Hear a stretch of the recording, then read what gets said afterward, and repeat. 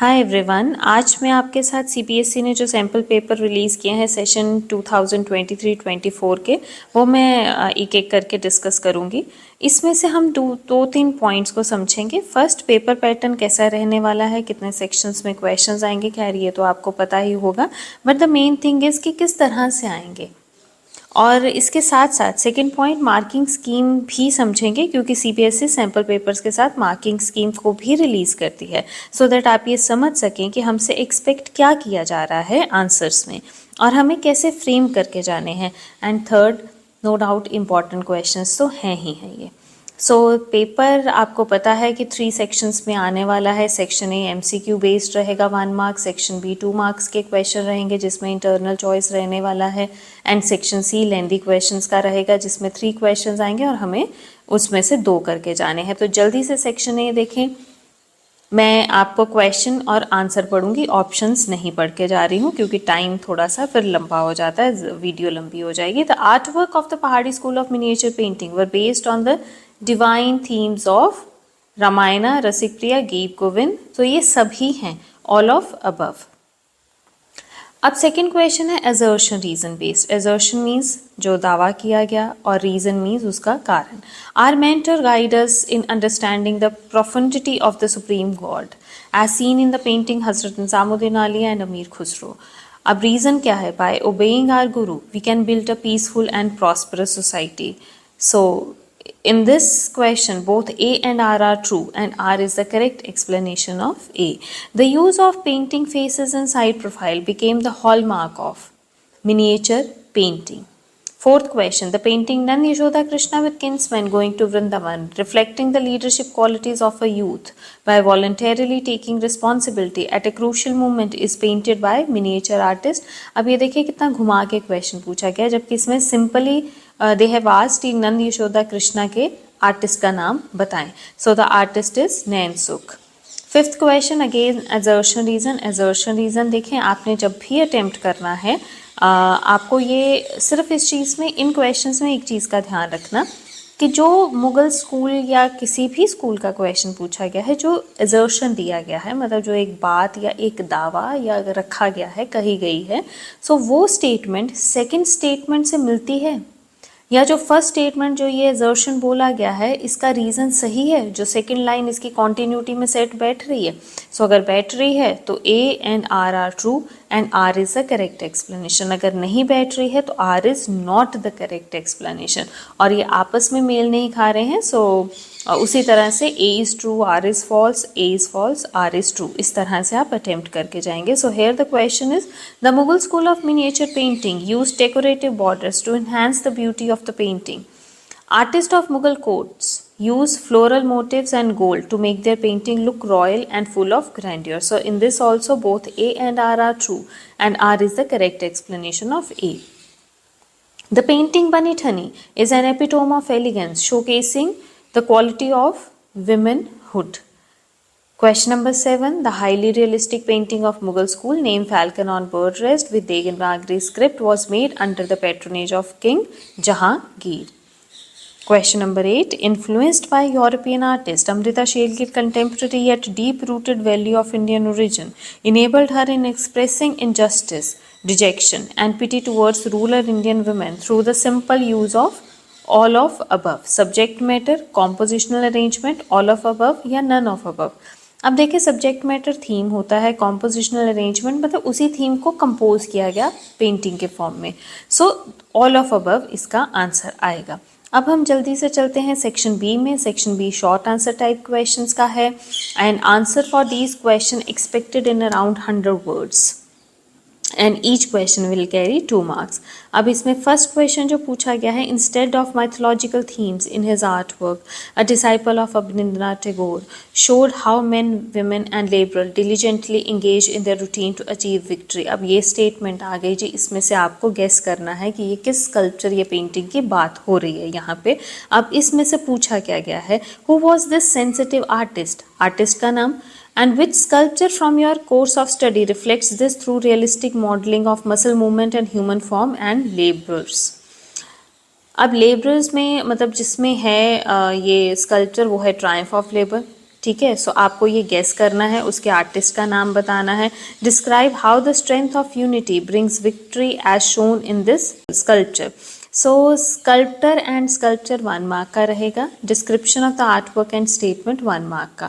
अब इसमें मैं ये सजेशन देना चाहूँगी कि जिस तरह से क्वेश्चन आपको आता है उसी फॉर्मेट में आंसर भी लिख के जाना है। अगर उन्होंने ये 2 पार्ट्स में पूछा है तो आप भी 2 पार्ट्स में लिख के जाएंगे, क्योंकि जैसे मैंने कहा इनकी मार्किंग स्कीम है CBSE से। सो अगर आप इकट्ठा ही लिख जाएंगे तो ऐसा नहीं है कि हर एग्जामिनर बीच में से ढूंढ के आपको नंबर देगा, तो बहुत बार वो चीज़ें इग्नोर भी हो सकती हैं।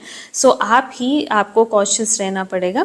तो जिस तरह से पूछा गया उसी तरह से आंसर दें। अब इसमें की पॉइंट्स भी CBSE ने साथ में भेजे हैं।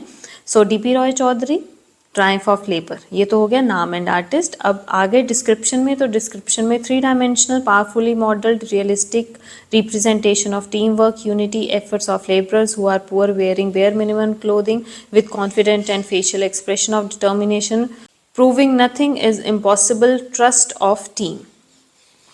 अब इसी में सेकंड क्वेश्चन जो ऑप्शन मेरा आया है, consider to be one of the greatest painter in the history of Indian art, he fused European technique with pure Indian sensibility. अब ये कौन से आर्टिस्ट थे? आप ध्यान से याद करें कि किसने यूरोपियन टेक्निक और इंडियन सेंसिबिलिटी को मिक्स किया था अपनी पेंटिंग में और एक नए तरह का काम निकाला था, जिसके प्रिंट्स भी बहुत चले थे, ओलियोग्राफ्स भी चले थे, और यही वो आर्टिस्ट हैं जिन्होंने घर घर आर्ट को पहुंचा दिया था, मतलब अफोर्डेबल प्राइजेस पे। He was the first to print his artwork to make them affordable and easily available, bringing fine arts close to the masses. Identify the name of the artist and painting, 1 mark का रहेगा ये, and technique of the painting from your syllabus की name, painting, artist का नाम, technique. Describe how this realistic painting adapted from Ramayana cautions us from the consequences of ego. Name of the artist, artwork जैसे मैंने बोला ये 1 mark का रहेगा। खैर इसमें आर्टिस्ट हो गए, पेंटिंग की टेक्निक होगी, ऑयल पेंटिंग है, ये रियलिज्म का काम है। अब डिस्क्रिप्शन में इन्होंने क्या पॉइंट्स दे रखे हैं, vertical composition, mythological theme, crushing the ego of the sea god, मतलब वही आपको पेंटिंग एक्सप्लेन करके जानी है। God's anger through force of wind, lightning, strong sea waves, so ये सब पॉइंट्स आप उसमें मेंशन करके जा सकते हैं। Making art approachable to common people, well balanced composition, थोड़ा सा इसके बारे में भी डिस्कस करके जाना है। सेकेंड क्वेश्चन नंबर 10, रघुकुल रीत सदा चली आए, प्राण जाए पर वचन न जाए, which miniature painting from Rajasthan school showcasing strong bond of brotherhood between Ram and Bharat relives this saying, and how has the artist helped us in elevating our state of life by imbibing these virtues and family values? Again, नाम direct नहीं दिया गया, you have to guess. Give an example through an episode from the present day scenario which help our future generation in character building. अब ये आपको लिख के जाना है खुद से। इसमें देखें, name of the painting, explanation of values 1 mark का, example from present day scenario 1 mark का। अब पेंटिंग में भरत मीट राम एट चित्रकूट की बात हो रही है, हॉरिजॉन्टल पेंटिंग है, रिस्पेक्ट दिखाया है, कीपिंग प्रॉमिस दिखाया है, care love towards the family, devotion, emotional connect दिखाया है इस पेंटिंग में, वो आप एक्सप्लेन कर दें। और any example from present day living which show case strong and value based character building, आपने कहीं देख रखा है, सुन रखा है, या आपके आसपास कुछ ऐसी है स्टोरी, तो आपको वो लिख के कोई एक एग्जाम्पल लिख के यहाँ पे जाना है। और ऐसा मत करना कि ये छोड़ आना, जैसे भी आपसे फ्रेम हो पाए आप प्लीज़ लिखें। कुछ बच्चे कॉन्फिडेंट नहीं होते हैं इस तरह की राइटिंग के लिए, बट थोड़ा सा आपको जो माइंड में आता है, जो बेस्ट पॉसिबल आप सोच सकें इसके बारे में, तो थोड़ा सा आप पहले भी इन चीज़ों को लेके प्रिपेयर्ड रह सकते हैं कि इस तरह का क्वेश्चन आ सकता है आपको। नेक्स्ट हमारा है, during the early 19th century India was a male dominant society. अब ये सेकंड का ही ऑप्शन है, दाना शोड वुमेन, ऑप्शन नहीं मतलब 2 में से एक है ना आपका इंटरनल चॉइस। दाना showed women empowerment their versatile personality and showcase them overcoming traditional norms. Throw light on the valor shown in the subject matter of Dana's, मतलब bravery, Dana's painting from your syllabus, and how can this Rajasthani painting still help in broadening the mindset of our society? So इसमें painting subject matter 1 mark का रहेगा, justification and importance of this painting 1 mark की। So painting Chaugan player है, Rajasthani school की है, ये vertical painting है, princess polo खेलती दिखाई गई हैं, पोलो गेम दिखाया गया है, freedom, individuality, equal rights, leadership quality, multitasking, decorated horses, bell shaped ghagra, Rajasthani attire, ये सब इसमें मेंशन करके आप जा सकते हैं। अब देखें अगर इतना कुछ लिखना है ना, तो भले ही उन्होंने लिखा है कि 100 वर्ड्स में ये आंसर होना चाहिए, बट कहीं कहीं आपका लेंदी भी हो सकता है, तो आंसर बीच में मत छोड़ के आइएगा। अगर आपको लगता है कि थोड़ा सा लेंथ बन रहा है, 2 घंटे हैं, आराम से पेपर पूरा हो सकता है, आप लिख सकते हैं। Question number 11, in this sculpture the sacred representation of the divine power of Ganesha as a leader and an artist are depicted with indigenous character of cave and temple sculpture. Right the material used and its sculptor. While critically analyzing this sculpture, identify some characteristic of a leader and artist which inspires you.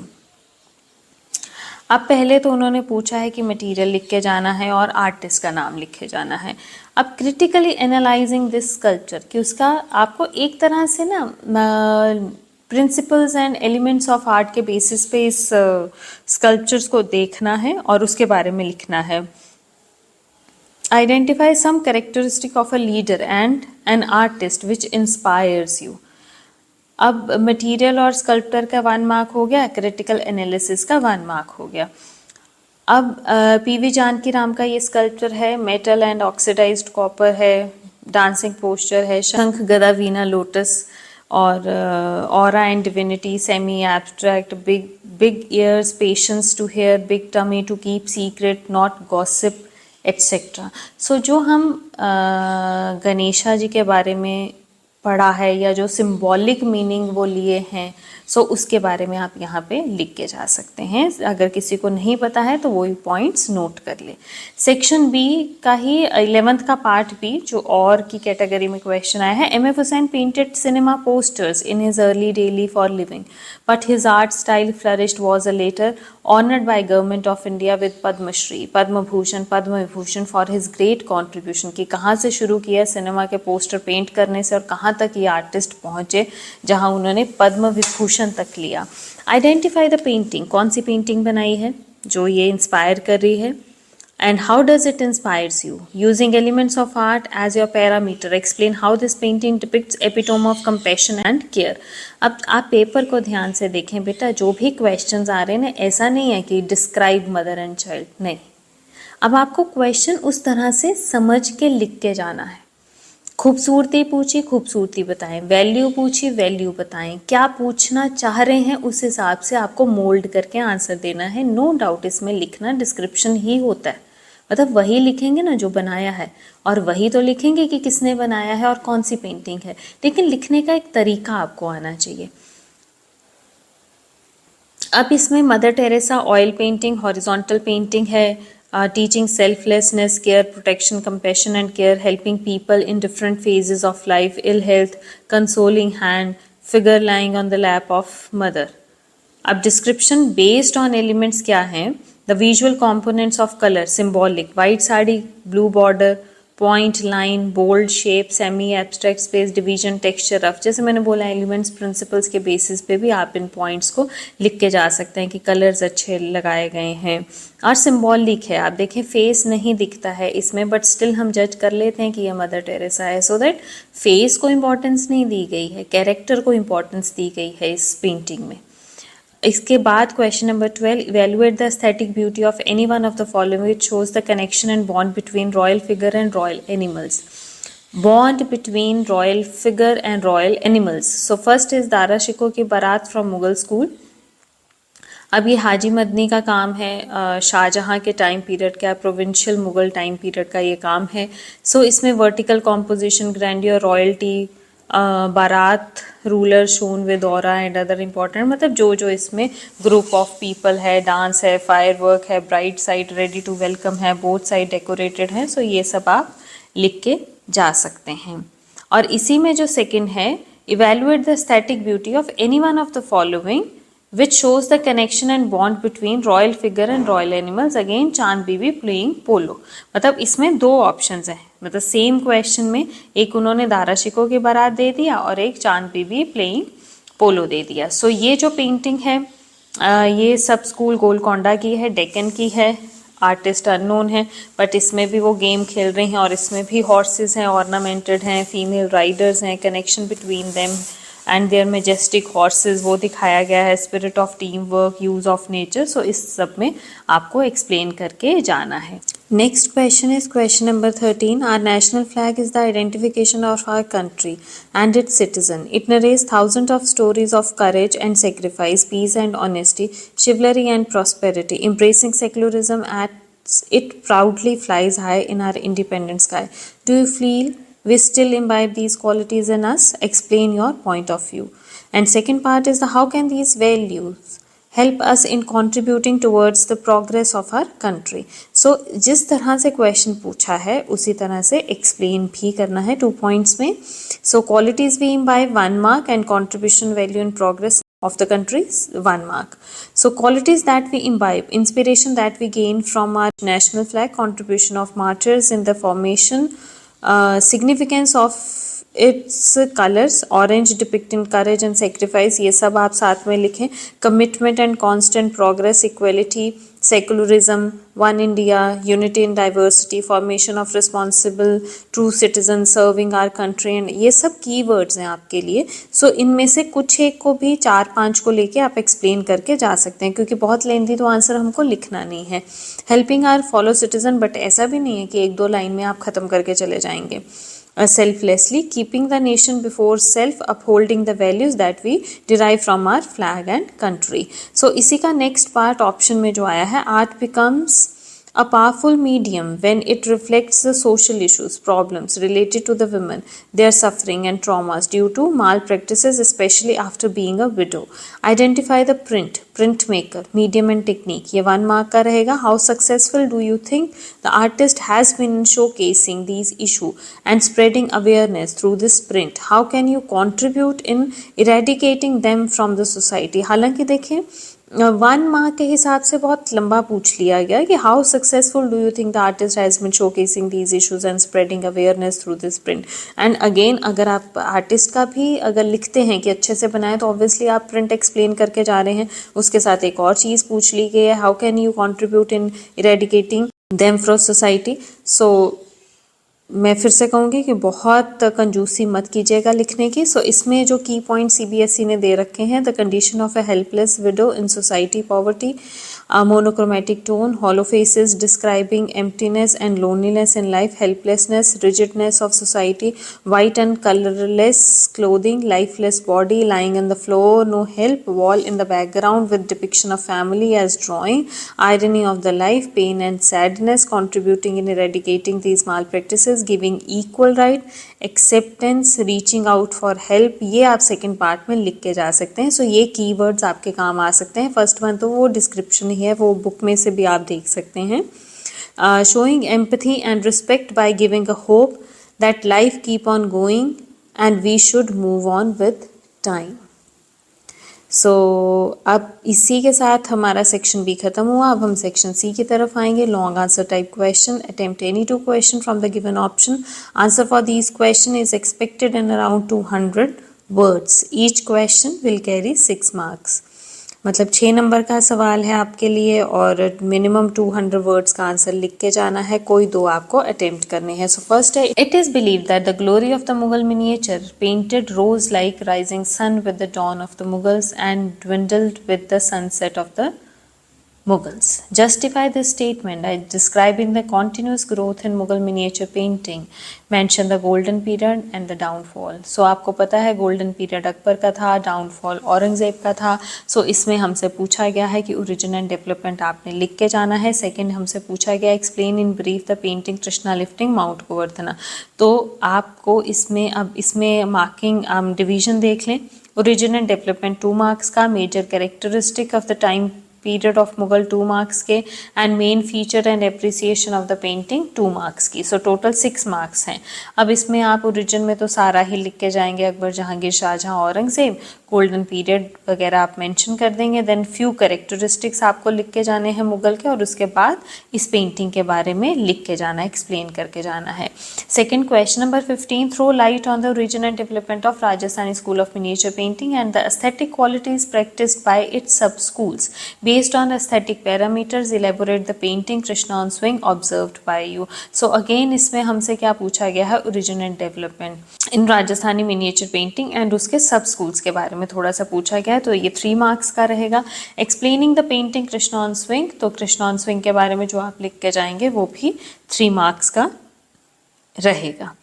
So I don't think so इसमें मुझे ये keywords पढ़ने की ज़रूरत है, फिर भी अगर आपको लग रहा होगा तो आप इसको बाद में पढ़ सकते हैं। The Bengal school gave Indian art an identity and acceptance which was lost due to foreign invasions and the British rule, mass support for artist work united common people towards our freedom movement. How did the origin and development of Bengal school create a benchmark in the formation of Indian art?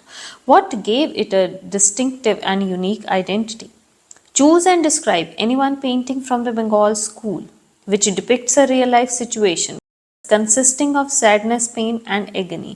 अब इधर देखें, जहाँ भी कोई painting पूछते हैं ना, उन्होंने ब्रैकेट में लिखा होता है फ्रॉम योर सिलेबस। इसीलिए मैं कहती हूँ कि आपको सिलेबस को बहुत अच्छे, बंगाल में thousands of paintings are there. अब आप कुछ भी एक एक्स्ट्रा पढ़ जाएंगे और उसको लिख देंगे, बट उसके मार्क्स नहीं मिलेंगे। जो आपके सिलेबस में है आपको वही लिख के जानी है painting. Support your answer through the points mention below. Origin and development Bengal का लिखेंगे, पेंटिंग और आर्टिस्ट का नाम लिखेंगे, मीडियम टेक्निक का नाम लिखेंगे और compositional arrangement and subject matter. So origin 2 का हो गया, आर्टिस्ट मीडियम टेक्निक 2 नंबर के हो गए, कॉम्पोजिशनल अरेंजमेंट 2 नंबर का हो गया। सो अगेन इसमें वो सारे पॉइंट्स जो हमने बंगाल में पढ़े हैं, रिवाइवल ऑफ इंडियन आर्ट हो गया, ई.वी. हेवल का कॉन्ट्रीब्यूशन हो गया, अवनींद्रनाथ टैगोर हो गए, किस तरह से उन्होंने आगे ये स्कूल चला, एंड यूनिक आइडेंटिटी इन्होंने बनाई आर्ट में एक। सो ये सब पॉइंट लिख के जा सकते हैं। सो जो पेंटिंग है उसमें 2 पेंटिंग्स हैं, जर्नीज एंड शिव एंड सती, तो आप इनमें से किसी के बारे में भी लिख के जा सकते हैं। सो ये हमारा पेंटिंग का सैम्पल पेपर था। अगर किसी को कोई भी डाउट हो तो वो कमेंट सेक्शन में हमसे पूछ सकता है। Thank you.